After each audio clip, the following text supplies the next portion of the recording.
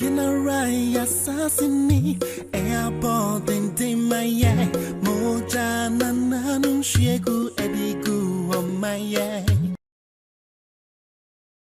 Memo bibi akwaba eba Melodies TV so. Ensembi aba na Ghana fo bebre na kasa was our story ne so. Me Melodies ame wo hai ase adwentra me wo no was our same way so no. It's different from what a lot of people are saying. But munime, I'll say it as I think. And that your first time or has subscribing, now click the notification bell on the so. We have a new YouTube channel. Link no comment box ni mo click now subscribe it MIN. Now, unim say currently, and I know ka say a year in shiemu bi koso na a year in shiemu a ewiase afa na ni na no a year a mine impanyimfo ehyia kasa afa a year bibi ho.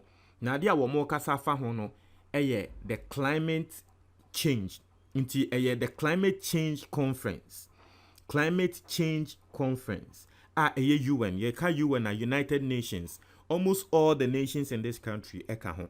Just say ye ko hiem aman mpanyimfo ene wo monkrofo ba be hiem na ye be hiem a ye kasa afa ewiase ensakrayen ne ho.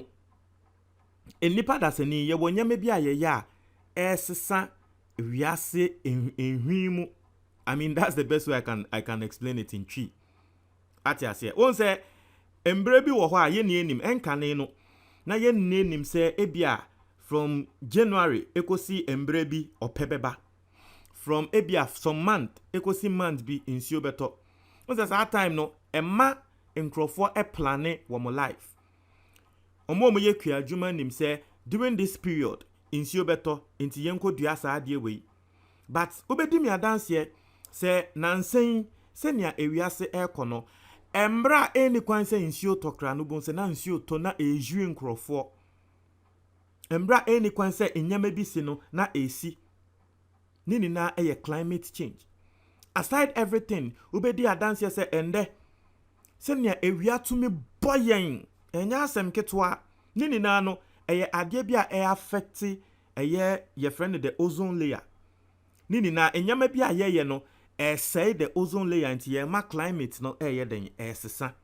That's the best way I can explain. I am not an expert in this field. School am call ye kakra ye tre me ewo ho na me tre mo. Nti eya na eba ne sana every year ewiase mpanyimfo nina ewiase aman leaders bebre na ekohiem na wo mu nina atre wo mu adwen say okay anyway ene wo se ye den ye na ema sa climate no senia sesa too rapidly no because sesa sa na say ya hwe ni ya ewiase we ya team kra no ya hwe ni ya nipa da se ni krantumi ntina wiase mbiom nti aman panifo no ehyiemu a na wo mo afa adwen oh okay Africa ye ma musika bi sei ne ma musika sei a ebema sei akoso ebema ebia nyama bia moye na ejai munim se enu nti na nansen so mobeka ya embrofofo omo a wo moto Ghana ye kokoo pan ba bonte meka ase daabi ya hwe ni ya Ghana ye kokoo no wo munya ntobiom because omo hwe Ghana map na wo mu hu ne se India bebia na Ghana ni hu ndia no ye twitwa ni na saa de ne so ya de bia ha adwen so wuchichwa wundu ya ne unyama na ha adwen nti omu hu se daabi anhwe ni ya Ghana de ye bema wiase ni na abre nti anhwe ni ya ye kokoo no mu ntobiom eho na ye be hu se aban ebe lanchi project a ye ka se ye bedua India se muniamo kaya ye kogin no baye e wa aban ho emse some months ago na ye set date day eto ho a ye ni na Ghana wo bia pie ye schools bebia wo bia pie ya wokogi tree ebe plant ye. It was all to help in that climate change in Sensemi. I hope you understand at this point. I just want you to understand. Intino sa nyama na ya de bia ekoso. But ye ka ewiase pan omo a wo mo ha ewiase no Africa ye nka ho bi. Eye mbrofofo no. Intinanse nkra wo hwe mbrofofo na wo mo sesa very soon some years to come they will change from sa cars ya ye usui a ye use petrol because car bia no u use petrol a petrol no u use wie na ehye wie a enhusie na eba no ye kwa science mo a ye frɛ bibi carbon monoxide na sa carbon monoxide na eba no esei ozone layer no nti eno nso ka ho bi ema ensakraye no esi ka ho bi ema ewia na nsen ehye yen because ozone layer na ebe protect yen no deplete nti na nsen wo hwa mbrofofo kra de omo ye ene say they are moving to electric cars. Inti mbrofofo companies bebre na electric. Inti anende obehwa ne say yesi company bia wo wa abrochi a wo mo ye cars, wo mo nina set up different companies e wo Africa because wo nim say Africa de na yen electric a ye benya wo fie electricity ye benya wo fie krenso yen. Inti wo nim say Africa yen nde ne ye be move akọ electric cars inti wo move abaha. That's just by the way. But and also can ho bi. Inti for some time to come cars are use petrol ni fuel no unhu abrochi ebiom ni na beba be go Africa. Nti mbrofofo no won so mo so de omo sha se omo ya ade a efiri omo so ansa na bia so ne aba beto ye so e bia later kra na Africans ye besesa but mbrofofo ne de enche wo mo besesa ni na eye steps a wo mo take. Nti sa conference we a wo mo ye it is also part of the steps a mbrofofo yi take na amai African penyufo bia ba ya tre se okay Africa ye ma muska munko yese ye ma muse munko yese na neni na emu no na asem akwakoba ewo ho na sa program yi na munua mo beka ya se last president Akufo Addo picture ba ya yese wada a me beka se wonda ye no say conference ni bi na president Akufo Addo call ya ye twa sa picture no and that me no ka say conference no koso ewo Glasgow in Scotland. Na eno na asem akwakoba se embra president Akufo Addo work no Ghana nkrofo edi nechi about 337 delegates. Just nkrofo baako 300 over 300 edi Akufo Addo chi koye. Ena Ghana for nkrofo peja ena Akufo Addo ade na okọ nkwa ode nkrofo 337 nkrofo akwahwehwa the list aba ama wo mo kire se Kwame Sefa kan mu ni na eka ho bi ema president Akufo Addo ede omokọ Emma Ghana for the aya asemo nkrofo esomu gidi. But you see, I want to explain something. Mimi susu say sa die nkrofo esomu ayede bo Akufo Addo echi ade na ode Ghana for bebre ekọ mimi susu say we nya asem bia wo say ye twumudu echi. And this is why. Let me show you something. You are seeing this right in front of you, right? We ewiase afanani na nkrofo a womo nso womo ede ebae na ohwa Brazil ede nkrofo 479 ene koye inti Brazil president no woko no wono nso nkrofo a edi nechi nkrofo 400 and I'll explain well akwa say people don't know what's going on inti e was say ye trust here na me trust we a wankasa be hu ne say asem yi enhye anya asem bi asa ye bo president Akufo Addo echi no. Yes, metremu atrel. Inti nkrofo a Brazil edeko 479. Turkey nkrofo a womo so edeko 376. Oba Africa ha se ya Congo, wono so nkrofo a wodeko 373. Ghana nkrofo a yedeko 337. Russia nkrofo a womo deko 312. Kenya nkrofo womo deko 310. Bangladesh womo so 295. Canada what the nkrofo 270 bibi na ekoye oba Sudan muni na nkrofo 200 UK the nkrofo 231 Israel the nkrofo 229 Japan nkrofo 226 Uganda so the nkrofo 219 ekoso a ntu hu ne se yes Ghana ye de no was 300 but hu na it is in a range. Ebi mo de nkrofo 400 na bae ebi mo de nkrofo 300 inti no se nkrofo ekoka no mo ka ase de president Akufo Addo Ghana ase nkrofo anfa nkrofo amba na president Akufo Addo nkwa akose sa nkrofo 300 di nechi a you are not being fair to the president. It is a conference and other people like a conference and yes enye president nkwa eneko. Now I'll explain why the numbers are high. But unse other people the nkrofo 400 ebi musu the 200 not just say we be the nkrofo by. Now let me explain why this is not the normal trips and our conferences Akufo Addo echo. Now, climate change, climate change at home, it involves a lot, and it involves a lot of agencies. So, country be a warden and crow for abano.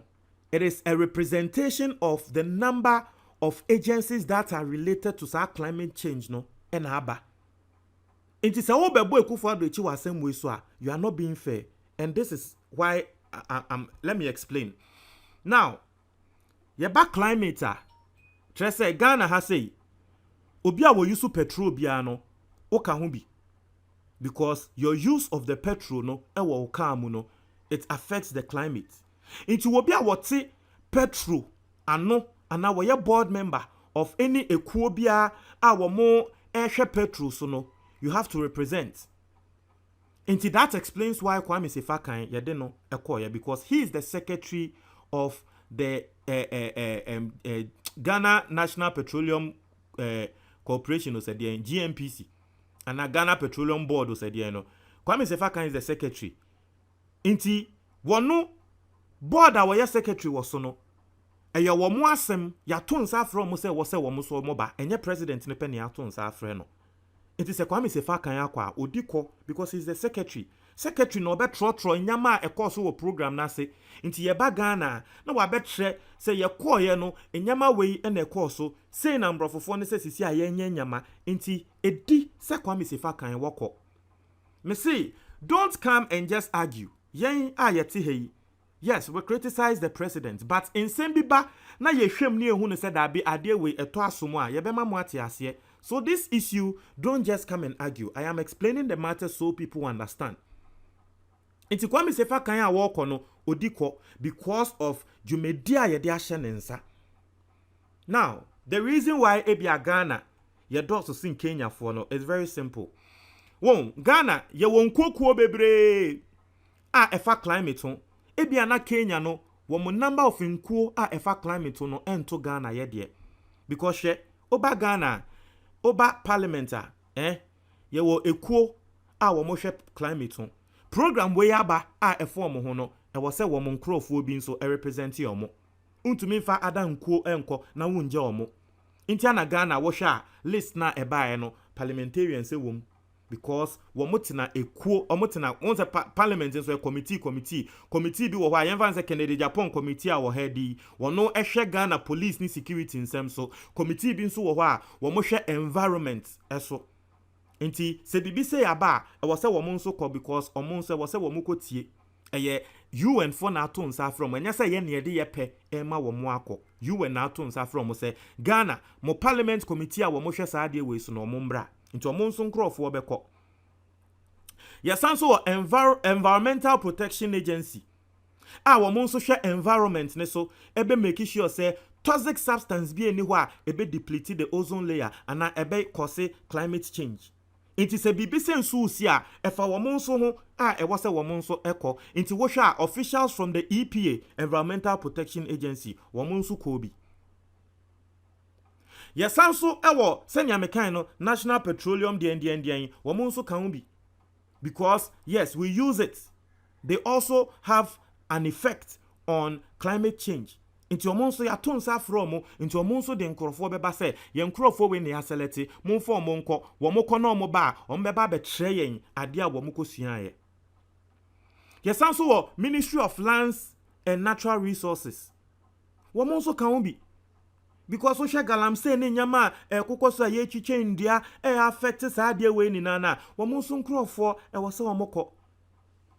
Mineral resources, because the mining of some of the minerals in Sono, it causes depletion of the ozone layer. It causes climate change. Into mineral resources and our minerals for so I was say womonsu kuno ekobi. Into won say Ghana nkwa ekonko bebre. Ekonko bebre womunina, they have direct or indirect effect on the environment. Into siye or they have direct or indirect effect on climate change. I mean the environment and climate change. It is a program near se womumbra. Obviously, you don't expect say ebia Ghana ye number no ebe the same as Kenya. The reason why ebia Kenya for and Brazil for wɔn nkurɔfoɔ ɛkɔ bebree saa no ɛne sɛ ebia wɔn nso ɛwɔ agencies bebree ɛhwɛ saa adeɛ no so ɛsen yɛn. I'm seeing say ebi mo ɛtrɛ sɛ ukɔhɛ late na ɔmo na Akufo Addo asesa mba under 23 bebree gum. I mean that one allegations ɔmo nkurɔfoɔ ma ati ase ebi mo de ahyem na ɔmo de ma allegations they can sem, but this is the explanation behind it. And you say Akufo Addo ɛde ne pɛ ɛna wasesa nkurɔfoɔ wɔ akɔ mimi hu ne sɛ asɛm wɔ nya asɛm bi a wɔ sɛ yɛhwem tintina etwan saa. Me that's what I see. That's what I see. Intino, that's the explanation. Intino, the me meka and say Ghana, nanki ye percent crofoka krebi na ekwa, and all these agencies are Ghana ya seti up a womuni nano, we share environment, we share we no, and ye make sure say ye beguno, and I ye be making in now one. Into no ye kwa ye nimse okay, agency we modern crofo 10 bi peneba, into Ghana for kwa, and ya fiance ye ko for EPA, ne akofa petroleum, ne akofa land commission, ne akofa mineral commission, ne akofa we won. Into no ni se muni na mu ye ko ba ko nti ye de mo kwa ya fa crofo kakra bi ne de akọ. That is where the solution lies. Montre mo adwo comment box ni mo tie for. That's it.